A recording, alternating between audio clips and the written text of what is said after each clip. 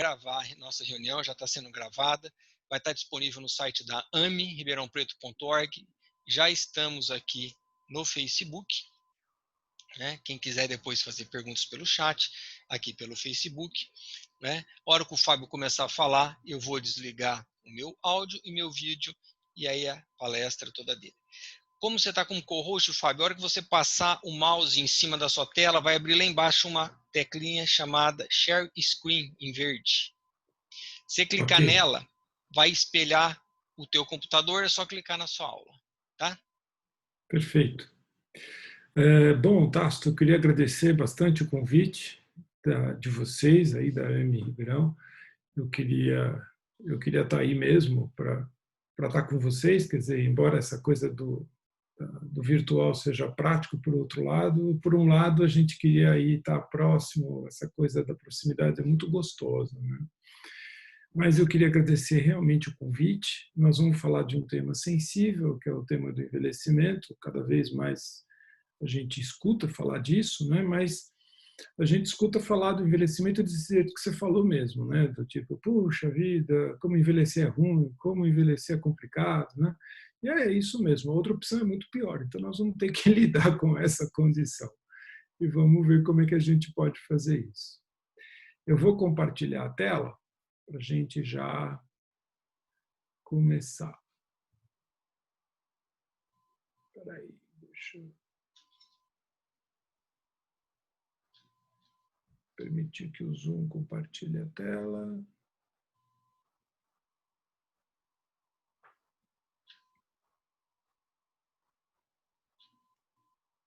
Não apareceu nada aí?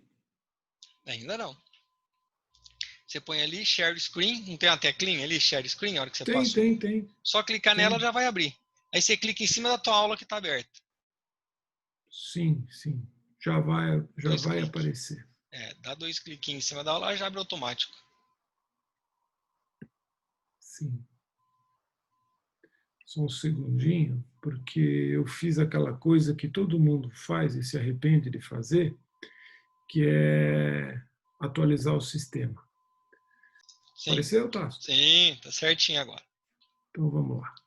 Bom, nós vamos falar um pouquinho sobre o envelhecimento, tentando abordar um pouco da ótica espírita, mas também trazer para vocês alguns conceitos mais técnicos sobre o processo.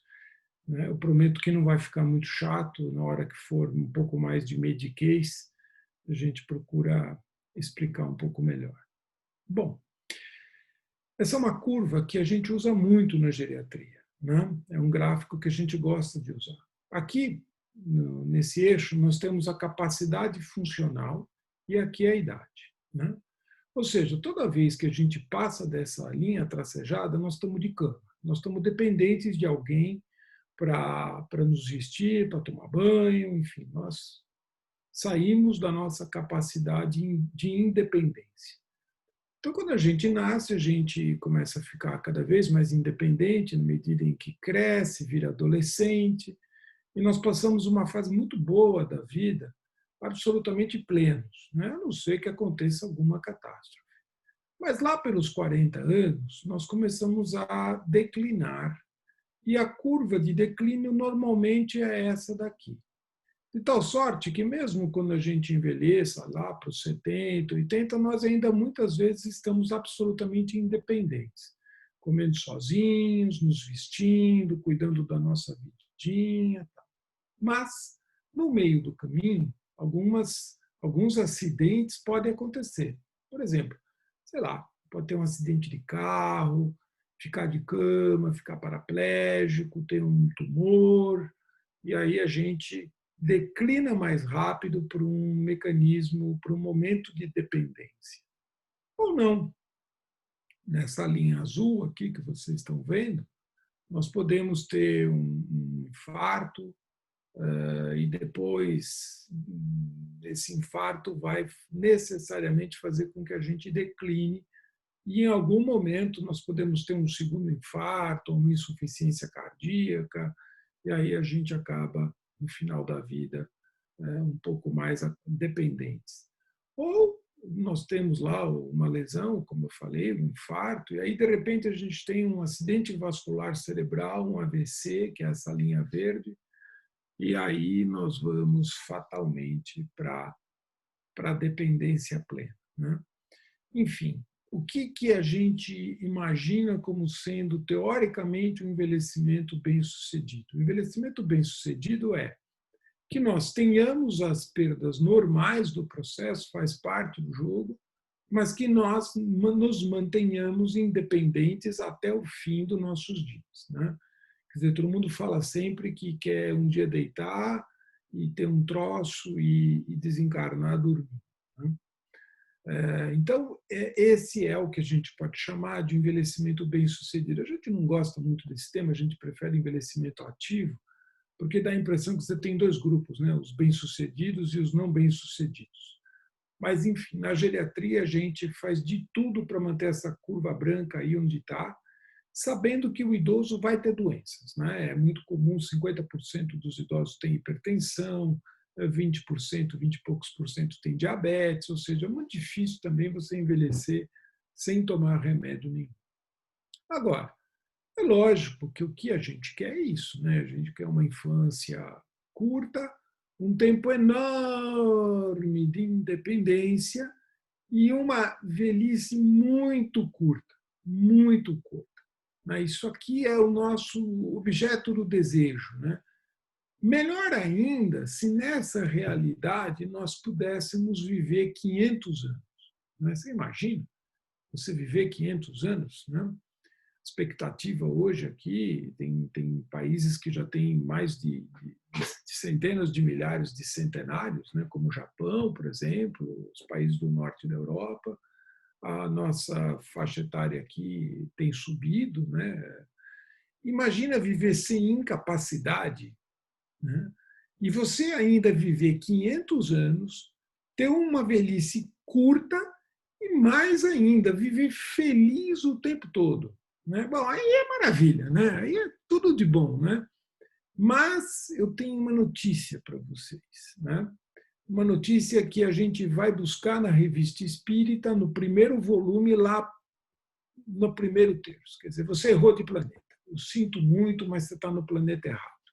Se você quiser essa longevidade de 500 anos, um envelhecimento muito curto e uma vida feliz o tempo todo, você tem que ir para Júpiter, né? Você não tem que ficar na Terra, porque aqui na Terra, por enquanto, nós não temos ainda essa opção. Então, quando você vai lá na Revista Espírita, eu recomendo que vocês leiam no primeiro volume, tá? Tem um reporte de como é viver em Júpiter, né?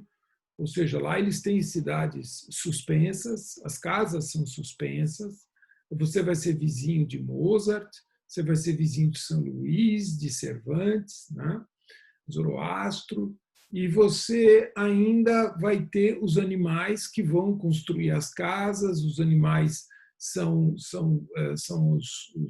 construtores das casas, eles é que fazem o serviço, vamos dizer assim, mais básico para a subsistência das pessoas em Júpiter, e o pessoal realmente fica numa vida mais trabalhando, mas numa outra esfera, num outro nível de possibilidades, né? E aí o Kardec perguntou, falou, bom, mas se nós aqui na Terra fôssemos para Júpiter, que escala nós estaríamos? Ele falou assim, bom, vocês vão estar abaixo dos animais lá. Então, sinto dizer que enquanto a gente não vai para Júpiter, nós vamos ficando por aqui. Talvez essa seja algo a se almejar em termos de envelhecimento bem-sucedido, quer dizer, se eu quero esticar minha vida para 500 anos, por enquanto na Terra não vai ser, eu vou ter que sair da Terra. E aí a gente vai ter que ver o que tem que fazer para sair da Terra, né? Bom, enquanto nós ficamos por aqui, eu vou começar a contar uns conceitos geriátricos para vocês, né? Então vamos lá. Imagina aqui esse sujeito A e esse sujeito B, né? Vocês estão vendo aqui no gráfico o A e o B. Ambos têm 80 anos de idade, mais ou menos, um pouco menos de 80 anos. E aqui, nessa curva, nesse eixo Y, vocês têm a proporção de déficits que essas pessoas vão tendo. Quer dizer, Quanto mais para cá, mais déficit ela tem. Quanto mais para cá, mais independente ela é. Então, embora o indivíduo A tenha a mesma idade que o B, olha como ele é mais dependente. Então, a idade real dele é maior, ele tem quase 95 anos. Já o indivíduo B, que tem a mesma idade que o A, parece mais jovem, ele parece que está aqui aos 65 anos. Indivíduos da mesma idade. O que faz um ser diferente do outro? Bom, nós temos também que considerar que existem os marcadores biológicos, né? Cada um deles tem a sua genética, tem o seu histórico, o seu DNA, né? Tem os telômeros, que nós vamos falar mais para frente, a epigenética. Mas será que é só isso? Será que a gente não deve começar aqui já a colocar alguns conceitos como a economia fluídica, o vitalismo, né? Como é que funciona isso? Ou seja, cada um de nós tem lá o nosso histórico espiritual, né? Nós todos sabemos que nós temos várias encarnações, né? E através desse histórico espiritual, eu posso ter um plano reencarnatório, ou seja, olha, para compensar determinada situação ou para desenvolver determinada habilidade, eu vou desenhar um plano reencarnatório. E para isso eu vou, obviamente, assumir compromissos que vão ser os compromissos que vão fazer com que eu, paulatinamente, vá tendo condição de realizar as minhas tarefas, né?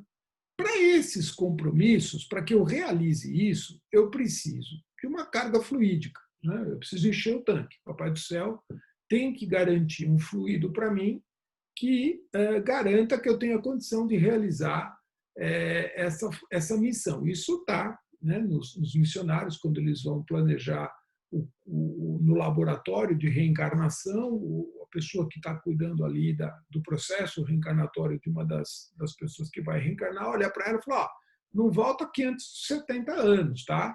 Ou seja, ela tem um mapa genético, ela tem uma carga fluídica que vai fazer com que ela viva 70 anos, que é o tempo que ela tem para cumprir a missão dela. Então, para essa carga fluídica, né, eu preciso, para que ela se mantenha, eu preciso cuidar da minha vitalidade, ou seja, isso eu chamo de economia fluídica. A gente tem economia doméstica, mas tem economia fluídica, ou seja, cuidando bem do seu fluido não vai faltar. Então, isso é importante para determinar o tempo de vida, né? Eu também tenho que ter o meu mapa genético, né? Ou seja, para realizar as minhas tarefas, eu tenho que ter habilidades ou deixar de ter habilidades para que eu possa experienciar situações de vida, quer sejam doenças, eventualmente, que eu venha a ter, que estão na minha programação, né? Isso vai me dar as características físicas, as possibilidades de doenças ou não, as minhas habilidades, né? O mapa genético é o meu desenho, né? Desenho do meu corpo. E também, para realizar as tarefas, eu tenho que estar no meio ambiente certo, ou seja, eu tenho que encarnar naquela família, naquele local geográfico, ter aqueles relacionamentos que já são eventualmente pré-acordados, ter as atividades que eu já pré-acordei, para que eu consiga realizar a minha tarefa. Então, a minha tarefa depende basicamente destas três características, né? Bom, então, tendo em base essas três características, tendo em base o compromisso que eu assumi ao reencarnar, o que é envelhecer bem, então, sob a ótica espírita? É utilizar os recursos dos quais eu fui acariciado, né? Porque a reencarnação é uma dádiva, né? De modo adequado, com o objetivo de completar a nossa tarefa no tempo determinado, ou seja, se eu envelhecer bem, eu vou ser um completista. O que é completista? Completista é aquele sujeito que, quando desencarna, fala, puxa vida, hein, eu fiz tudo o que eu devia fazer. É comum? Não, é raríssimo. O Emmanuel já dá essa estatística para a gente, a maior parte não chega nem perto, né? Mas veja, se eu tive um envelhecimento fantástico, se eu tive 50 namoradas, se eu pulei de paraquedas, se eu, enfim, fiz 1000 estripulias, mas eu não fui um completista, eu sinto muito, sob o ponto de vista espírita, a gente acabou perdendo tempo, não envelhecemos como deveríamos e vamos provavelmente ter que voltar, né? Então, como eu estava falando para vocês, não é fácil ser um completista. As estatísticas não são muito animadoras, né? E por que não é fácil? Bom, primeiro, o que a gente faz com a nossa carga fluídica? Eu gasto o meu fluido. Eu gasto. Tudo bem, a gente repõe, existem várias formas, existem trocas fluídicas, existe o passe, que dá para a gente uma enxertia fluídica, mas, através da qualidade dos meus pensamentos, da vaidade, do meu livre-arbítrio, até excesso de exercício, vícios da mente, má alimentação, fumo, álcool, dormir mal, eu vou gastando o meu fluido. Né? Além disso, se eu não aproveitar as minhas habilidades como eu devo, através desses vícios, né? Então, suponha vocês que eu tenha uma programação kármica de vir com determinada condição física, seja ela uma doença, qualquer coisa do tipo. Se eu passar boa parte do tempo me queixando, reclamando, blasfemando, eu não vou aproveitar essa experiência, né, para o meu proveito. E também, se eu encarno em determinado meio ambiente e tal, e rompo com tudo isso, não aproveito a possibilidade do refazimento de laços com os meus entes queridos, se eu não aceito o local onde eu nasço, se eu não faço bom uso da atividade com a qual geneticamente e com as possibilidades encarnatórias, eu também não vou estar aproveitando a encarnação. Então, se eu não fizer tudo isso, eu não vou ter um envelhecimento bem-sucedido sob o ponto de vista espírita. Né? Por mais que eu seja belo e formoso aos 80 anos, por mais que eu possa ser artista de Hollywood, quer dizer, não vai fazer a mínima diferença. Porque, meu amigo, na hora que a gente perde o corpo e chega lá como perispírito, com o nosso espírito, aí não tem jeito. É igual o coronavírus, é a coisa mais democrática que a gente pode ter, é desencarnar e chegar lá com uma mão na frente e outra atrás. Bom, no processo de envelhecimento, né, vamos agora pensar de um jeito mais abrangente, né, vamos pensar já em termos de espiritualidade. Se eu tiver que fazer uma pergunta para as pessoas, em termos de processo de envelhecimento, que pergunta eu posso fazer? É uma pergunta só, gente, não precisa ser mais que uma. Com que frequência você vai ao local onde você pratica a sua crença? Mais de uma vez por semana, uma vez por ano, nunca? Por que essa pergunta é importante?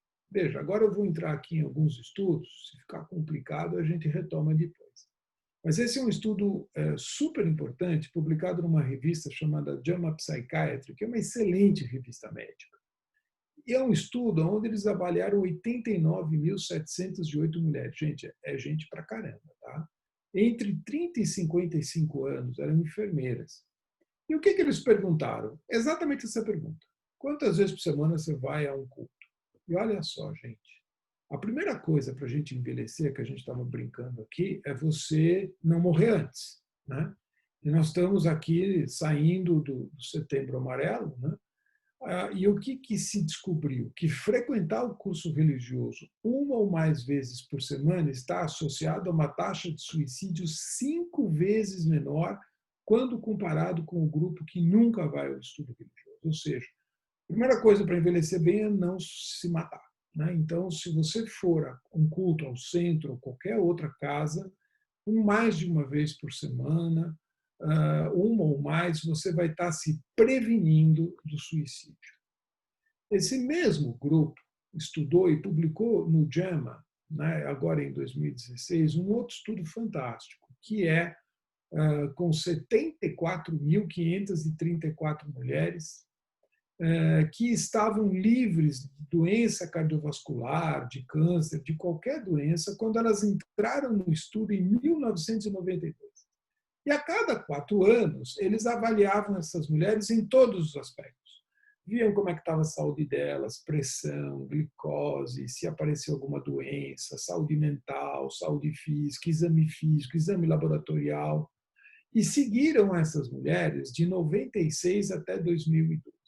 Veja, neste período, tivemos 13.537 óbitos. Equilibrando todos os dados dessas variáveis, tirando o peso da hipertensão, outras variáveis que poderiam ser confundidoras, qual é a conclusão que eles chegaram? que atender ao serviço religioso mais de uma vez por semana foi associado a 33% menos mortalidade por qualquer causa em comparação com as mulheres que nunca tinham ido ao serviço religioso. Então, veja, ir ao serviço religioso foi protetor de morte. Foi muito, houve uma correlação muito forte com estar vivo, não com saúde, mas com estar vivo nesta população.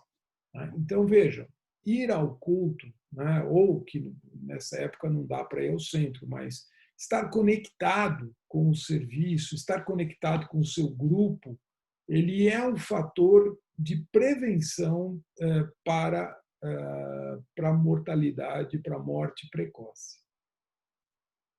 Mas o final, o que acontece lá? O que acontece no templo que protege as pessoas, que tem um caráter de proteção? E veja, aqui não é necessariamente o templo, nós sabemos que você pode estar na sua casa, fazer o evangelho no lar, fazer suas preces, que tem um efeito muito parecido. Bom, lá acontece um monte de coisa. Acontece suporte espiritual, suporte material, a gente encontra os amigos, faz atividades voluntárias, faz caridade, tudo isso é muito bom para a saúde. Já tem um monte de estudos mostrando que isso é algo que nos dá muito prazer, nós temos recompensas, mas também nós oramos nestes lugares, ou, eu vou dizer, nestes momentos em que nós estamos lá, ou mentalizamos, ou nos voltamos para o que seja divino ou sagrado, nós oramos, nós nos conectamos.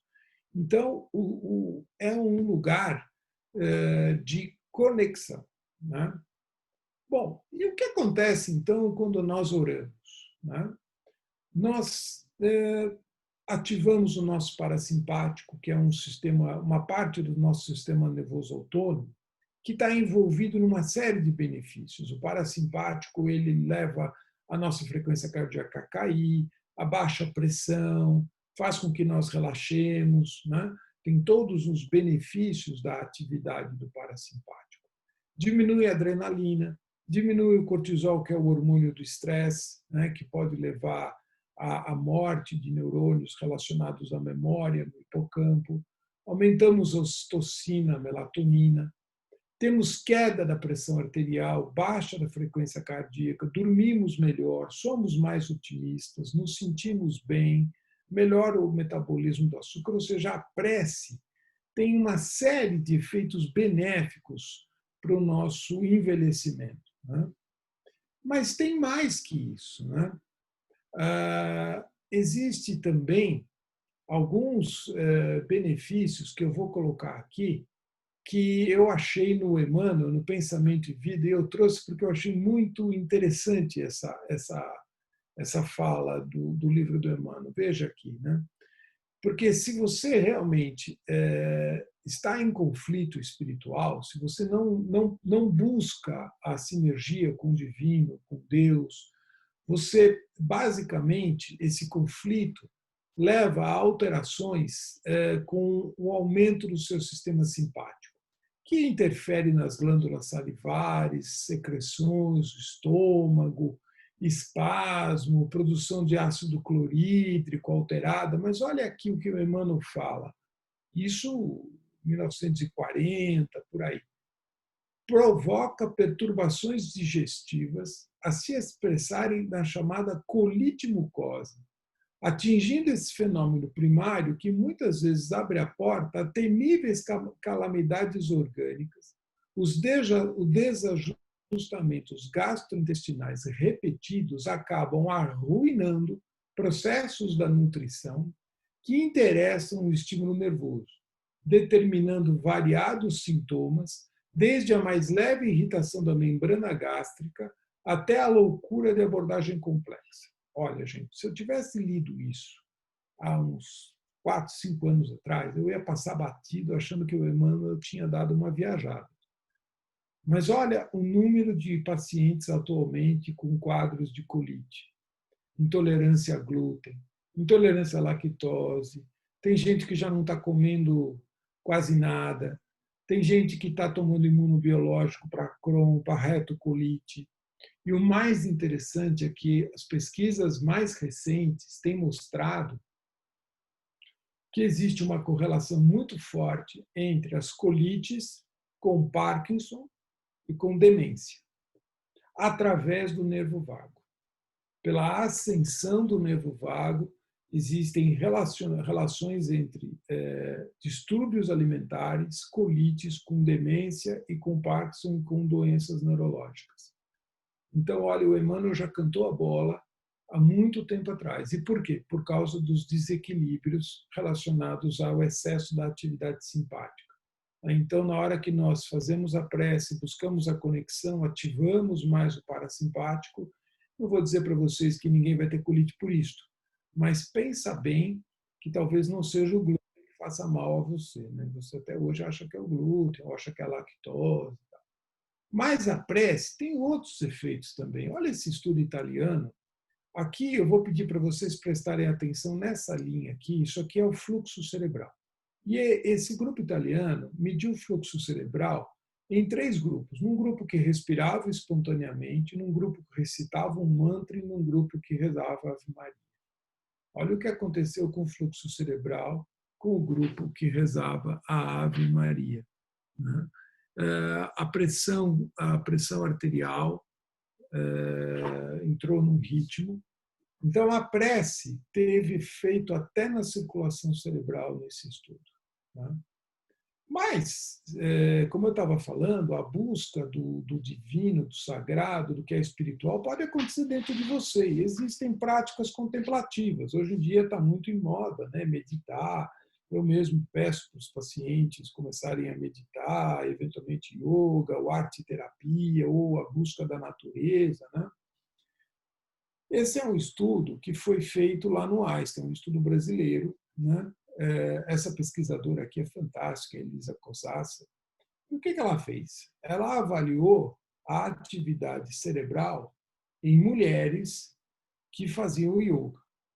Ela avaliou mulheres que faziam yoga por um período não menor que 8 anos. E ela comparou com mulheres que não praticavam yoga ou praticavam yoga há menos tempo. E o que ela viu? Que com a prática de yoga aconteceu a maior espessura do córtex pré-frontal. Vocês lembram do córtex pré-frontal?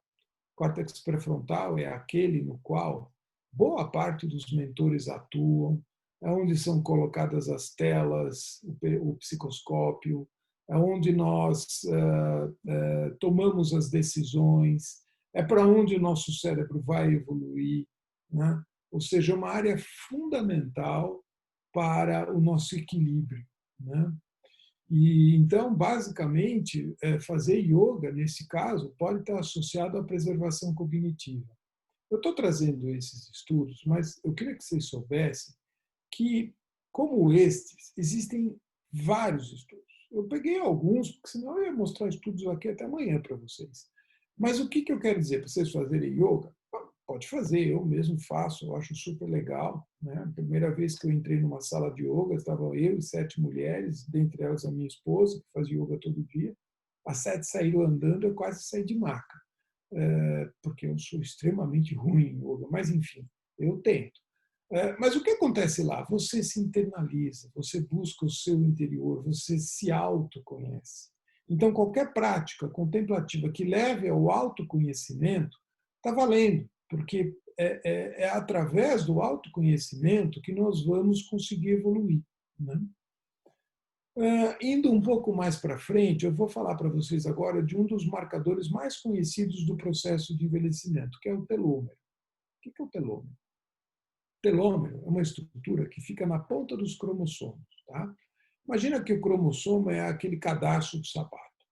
O telômero é aquela parte durinha lá que você coloca no buraquinho para passar o cadarço. Tá? O telômero, toda vez que o seu DNA se divide, o telômero ele se abre.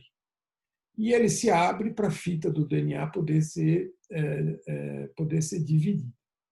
Com o tempo, ele abre, fecha, abre, fecha, abre, fecha, ele vai se desgastando. Né? Esses aqui são cromossomos de verdade. O telômero é essa coisinha aqui fluorescente na ponta. Né? Então, a espessura do telômero ela acaba sendo um marcador da sua idade. Ou seja, quanto menos telômero você tem, quanto mais curto é o seu telômero, mais idoso você é. Né? Quanto melhor, quanto mais prolongado o seu telômero, teoricamente mais jovem você é. Né? E por que isso? Porque basicamente o telômero, né, vocês veem aqui o telômero normal e aqui um telômero gasto. Né? O telômero ele é importante para ajudar uma divisão correta de uma célula. Então, aqui é uma célula que está se dividindo, aqui em cima é um telômero gasto, e aqui em cima, minto, aqui em cima é um telômero normal, aqui embaixo é um telômero gasto.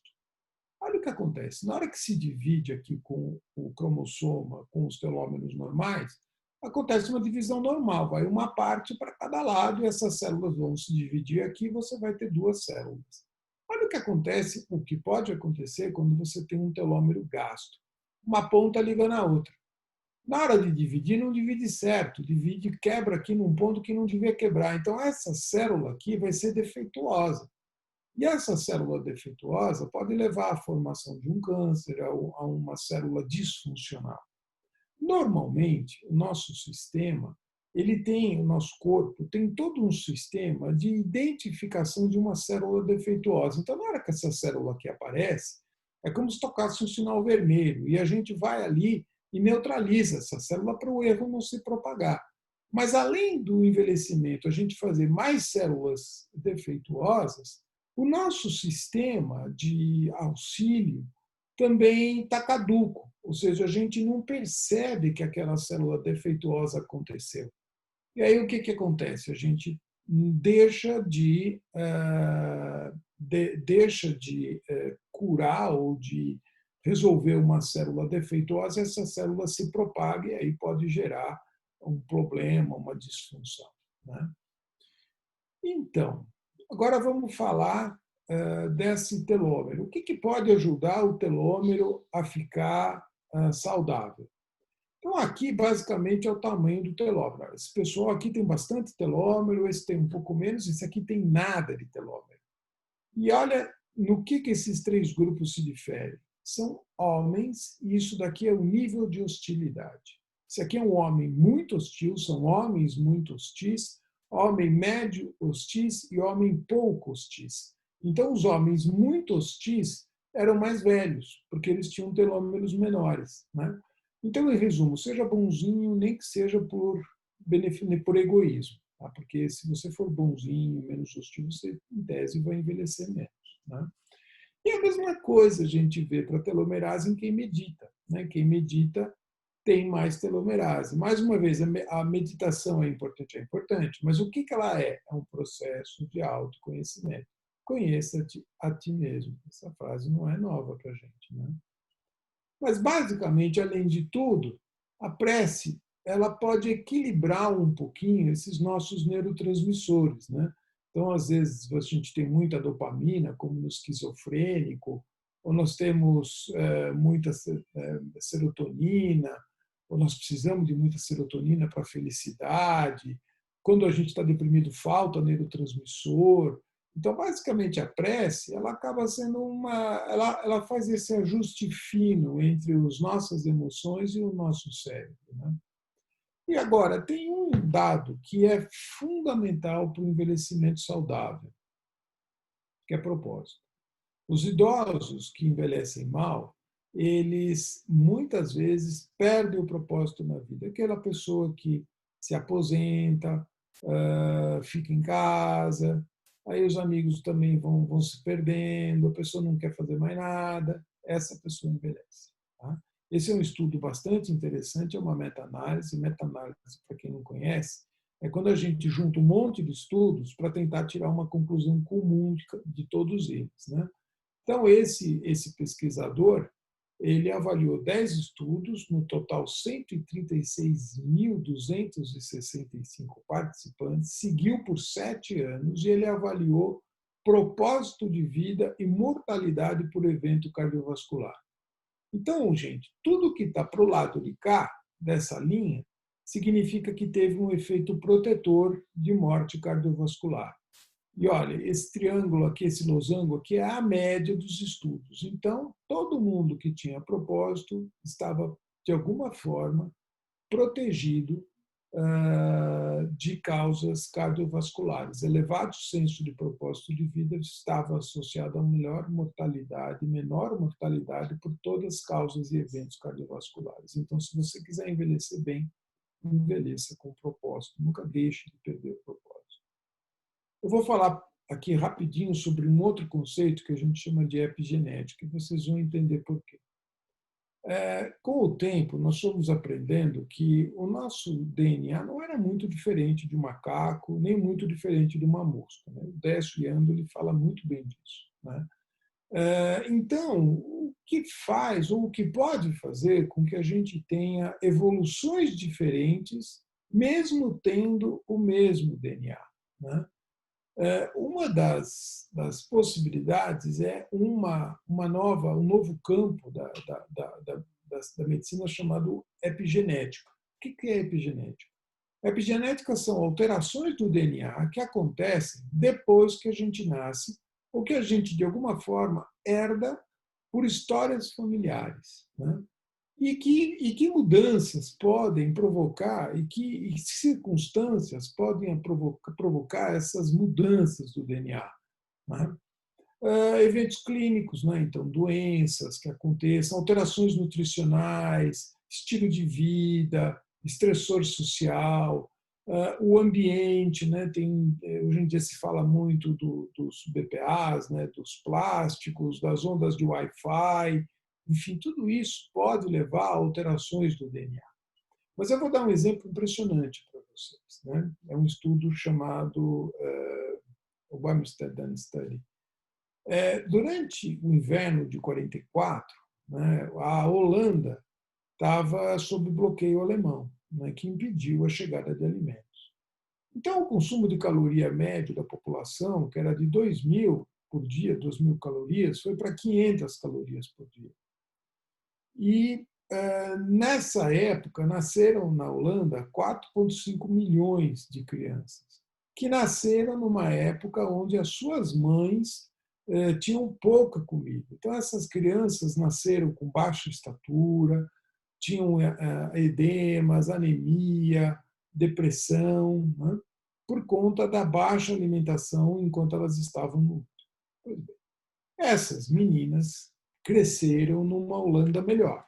A guerra acabou e quando elas foram, por sua vez, serem mães, elas estavam já numa Holanda de primeiro mundo, ou seja, numa capacidade nutricional com 2.000 calorias brincando. Mesmo assim, elas tiveram filhos concebidos com os mesmos problemas que elas, apesar da dieta ter sido normal. E isso se imputa à epigenética. Né? Ou seja, aquela experiência foi tão marcante para elas que o DNA delas ficou marcado por isso. E na hora que elas herdaram, elas passaram o material genético para suas filhas, elas acabaram passando essas experiências. Isso é para a gente pensar nas nossas experiências do dia a dia. Né? Eu vou pedir para vocês guardarem só duas coisas aqui para não ficar complicado. Aqui é uma pele normal, e essa pele normal ela vai mudando até virar um câncer. Tá? Eu só vou pedir para vocês guardarem essa substância. Essa substância é uma substância que, quando está em grande quantidade, ela ajuda você a não ter o câncer. Essa é uma substância que é uma metilação, um derivado de metila, que se gruda no DNA. Né? Quanto mais ela está no DNA, mais ela protege o DNA de ter uma mutação. Quanto menos ela está presente, maior o risco de ter a mutação. Tá? Agora, olha isso daqui. Esses são gêmeos idênticos. Tá? Essa aqui é aquela substância que eu pedi para vocês guardarem, que quando está em grande quantidade, protege o DNA, e quando falta, aumenta o risco de câncer. Quando eles nasceram, aos 3 anos de idade, eles eram gêmeos monozigóticos. Tá? Eles tinham a mesma quantidade dessa substância. Mas olha, aos 50 anos, um está protegido e o outro não. Por quê? Porque fizeram escolhas diferentes.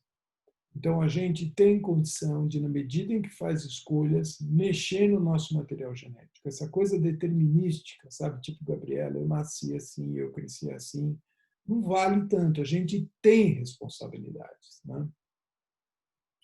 Então, isso tudo para falar para vocês do processo, dar um exemplo das variáveis que podem interferir no nosso processo de envelhecimento. Em última análise, tudo isso vai bater naquilo que eu falei no começo, que é essa questão da vitalidade. Como é que a gente lida com o nosso fluido? Porque todas essas alterações são alterações que podem levar a perdas fluídicas e a gente pode buscar o equilíbrio fluídico não só através da yoga, da meditação, da prece, de ir ao centro, mas através do passe, através de uma vida equilibrada, através de boas escolhas, pensamentos edificantes, associações adequadas, né?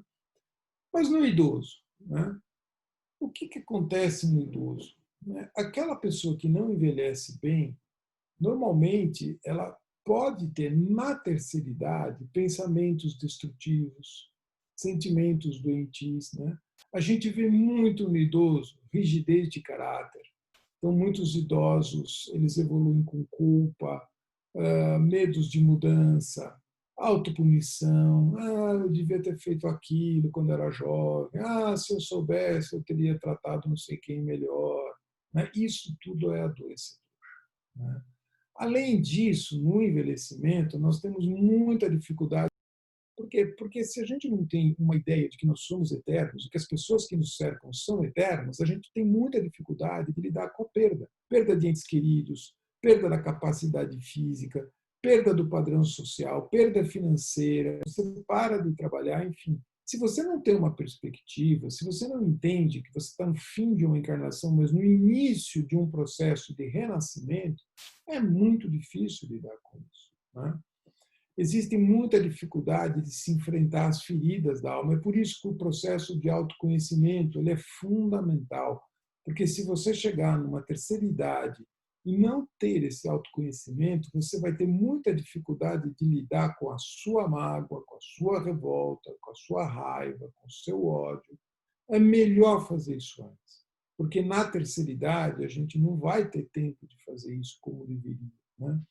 Isso faz com que muitos de nós não tenhamos preparo para envelhecer, porque no envelhecimento, o que acontece? Acontece uma ampliação da consciência. Na medida em que o nosso espírito ele vai se. Os yangs, né, as ligações entre o espírito e o corpo vão se tornando mais sutis, a gente vai chegando a uma consciência ampliada e muitas vezes isso não é agradável, dependendo do nosso hálito mental, né? Nós vamos começando a perceber a distância daquilo que a gente planejou. Lembra daquele planejamento, né, que eu falei? Quando a gente vai envelhecendo, a gente vai percebendo que está longe daquilo, né? E aí, às vezes, isso vai dando desânimo e a gente muitas vezes deixa de lutar por uma transformação moral, sendo que o jogo só termina quando ele termina. Quer dizer, tem o trabalhador da última hora, né?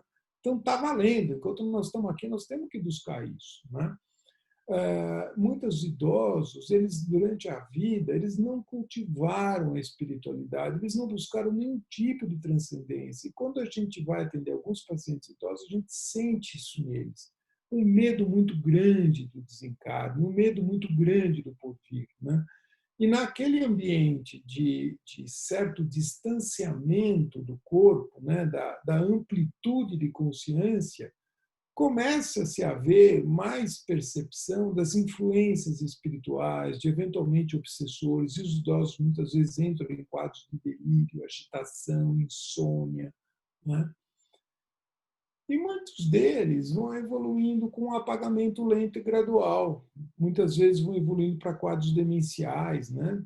E a gente se pergunta por que isso, né? Demência no idoso é uma síndrome, é um tema de uma aula, hoje não vou entrar nisso, mas muitas vezes o idoso precisa daquilo, porque senão ele não vai conseguir se desligar dos valores materiais. E às vezes também o idoso, muitas vezes ele pode optar por desenvolver, por ele vivenciar um quadro demencial, porque isso muitas vezes é uma oportunidade para a família. Quantas vezes eu já não vi pacientes idosos demenciados E através da fragilidade deles, você vê irmãos que não se falavam há anos, começam a se falar. Você vê famílias desestruturadas que têm que se estruturar para dar cuidado àquele paciente. Famílias que não se conversavam. Muitas vezes a gente que é geriatra chama a família inteira e fala: gente, vocês vão ter que se entender, não importa aí quem brigou com quem, também não importa por quê, mas o fato é que o pai de vocês precisa de vocês agora. E os irmãos olham para a cara do outro, se perdoam. E muitas vezes isso por quê? Porque aquele idoso optou, ele muitas vezes desejou passar por aquela prova da depressão, da demência, até para ser um fator de união familiar, né? Então, basicamente, o envelhecer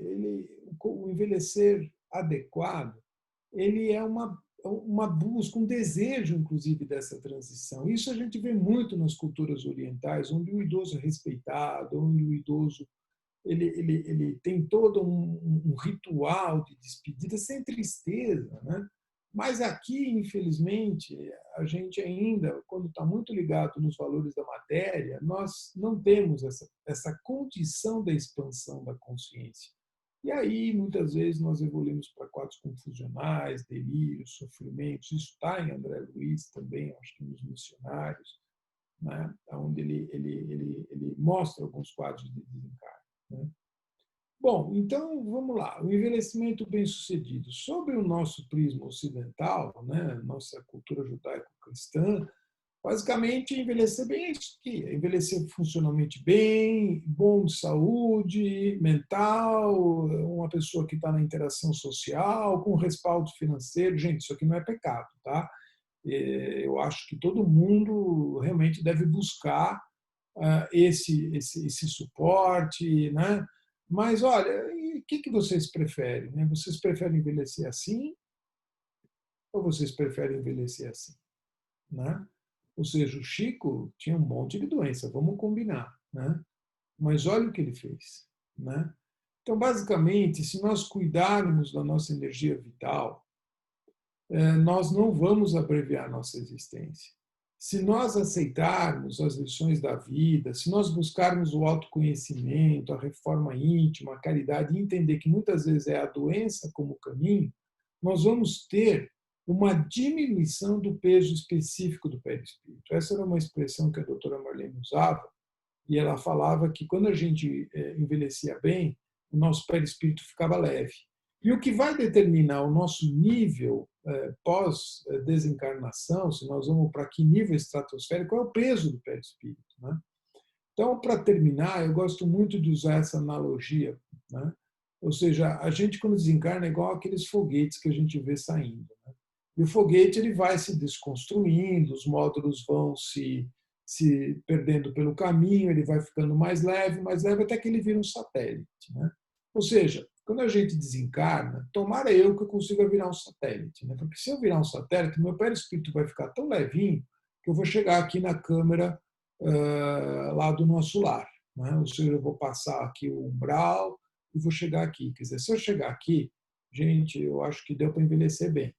Mas, para isso, eu preciso que o meu perispírito esteja leve, porque se eu não aliviar o meu perispírito, eu vou parar por aqui. Se eu parar por aqui, eu vou parar, com sorte, em algum centro espírita umbralino aqui, né? Então, envelhecer bem é envelhecer como completista. Você cuidar bem do seu fluido vital, cuidar bem das suas questões, para que você consiga ter um peso perispirítico leve, para que você consiga alçar uma posição, um desencarne, num nível adequado, num nível gostoso, para quem sabe um dia você deixa o seu perispírito aqui e se manda para Júpiter. Bom, pessoal, eu fico por aqui. Agradeço bastante a atenção de vocês e bola para o Tácito aí, que eu já falei bastante, Tácito. Ô, Fábio, estava aqui só tentando, deixa eu só pegar aqui, que no Facebook, né, eu tirei o microfone e fui pôr e parou aqui, mas o pessoal voltou aqui, mas tá bom. Mais uma vez, agradeço aí, eu acho que essas discussões extremamente amplas, científicas, né, que a Associação Médicos Espíritas do Brasil inteiro traz para nós, traz para as pessoas, né, e eu vejo que como tem mudado os contextos, né, até certo tempo atrás, nem se falava em envelhecimento, nem se falava em idoso. Hoje nós somos a terceira idade, quarta idade e quinta idade, né? Então nós temos pessoas chegando aos 100 anos, e essa é uma expectativa que vai acontecer inevitavelmente. Mas a gente começa a ver lá atrás, André Luiz, quando escreveu Evolução em Dois Mundos, lá em 1958, aonde a gente ia imaginar, né, Fábio, que problemas gástricos poderia levar a problemas mentais, né? Que problemas intestinais estão correlacionados a processos imunológicos, como, né? Assim, você pega aquele órgão, né, cheio de gânglios, um intestino que era só uma absorção ou não, né? E você opera. Eu, antes de fazer otorrino, eu fiz cirurgia geral. Pegar o intestino, opera, nunca imaginar que aquele órgão está com uma correlação com problemas mentais, com problemas imunológicos e outros mais que vão se descobrindo ao longo do tempo. E se a gente começar a ler, como você falou assim, pô, se eu tivesse lido isso antes, eu não teria dado atenção. Quantas coisas a gente lê, às vezes não presta atenção, né? Que depois que sai, né, que realmente a gente fala, nossa, olha só como é que ele já estava antecipando para nós em vários, muitos outros pontos, né? Quando a gente fala, eu vejo quando a gente fala de meditação, uma época eu me propus a meditar. Então a amiga minha falou assim, ó, Tasso, faz um teste, vê se fica 1 minuto sem pensar em nada. Eu falei, ô louco, 1 minuto? Coisa aí, vou ficar, vou fazer. Aí você chega em casa, você fecha o olho, você não pode pensar em nada, ou seja, nós vamos fazer o corpo em repouso, né? Nós vamos colocar a mente que não para em repouso. Fábio, difícil, hein? É difícil. É difícil. E eu recomendo, Tarso, que as pessoas não baixem um aplicativo e comecem pelo aplicativo, porque isso tem efeito colateral. Quer dizer, vai com alguém que te ensina, Tem tal, porque técnicas, né? tem técnica, a gente não está preparado para isso, não. Então você fala assim, você fecha o olho, depende se está pensando em alguma coisa, depende se operou o paciente, está pensando outra, aí você volta, parece que aquela mente macaco, né? Você está aqui, você não consegue não pensar em nada, é muito difícil, É né? isso mesmo. E seria É isso extremamente mesmo. interessante, depois eu fiquei pensando, como a meditação é importante, porque a gente põe, tudo cansa na vida, né? E o cérebro é um órgão, que ele tem sua fadiga. Então a gente teria que colocar ele em repouso um pouco. Experimenta vocês, 1 minuto sem pensar em nada. Eu quero ver quem consegue. Semana que vem me avisa. Quem conseguir de primeira, assim. Né? E a yoga vem trazer isso, né? Ela vem trazer a meditação, né? A ludoterapia. Você vê hoje a qualidade de vida vem modificando muito. E é extremamente interessante a epigenética, né? Como fatores externos nos influenciam o nosso psiquismo, que influencia o nosso genes e que vai repercutir em algo, inclusive para você passar por uma herança para os seus filhos. Né? Exatamente. Então, isso a gente assim sempre observou isso na parte clínica, igual o paciente ranzinza, né? Eu opero, às vezes, um paciente de tumor igualzinho. Eu lembro um caso que eu operei 2 pacientes, que eu fiz uma faringolaringectomia lateral, ou seja, um tumor da amígdala aqui da faringe, né? Tiramos tudo. Nos dois era igualzinho, foi na mesma semana, muito difícil acontecer isso. Na mesma semana, 2 tumores, carcinoma espinocelular, mesmo tipo de cirurgia, igual, né? Que é uma Ixi, cirurgia extensa e difícil de acontecer numa mesma semana. Opera os dois. Um voltou o tumor em 18 meses com metástase e morreu. E o outro está vivo até hoje. Só que se olhava o perfil de um e de outro, era totalmente diferente. Um conscientizou da doença, era maleável, chegava, oi doutor, como é que o senhor tá? Tá bem? Tô bem, tá tudo bom, não, vamos para frente. O outro já era ranzinza, já xingava, você chegava, falava assim, você tá bem? Bem por quê? Se eu não tivesse bem, eu não tava aqui, que não sei o quê. Aí o que acontece? O índice de metástase desses pacientes aumenta muito, né? De recidiva. Eu já tive pacientes que teve um tumor de laringe, depois teve perda de um filho, né? E ele tinha inconscientemente, ele queria morrer para encontrar o filho. Então, até para tratar, o tratamento foi difícil. Fez uma radioterapia, lógico, o tumor voltou com metástase e ele acabou desencarnando. Então, assim, inconscientemente ele queria morrer, né?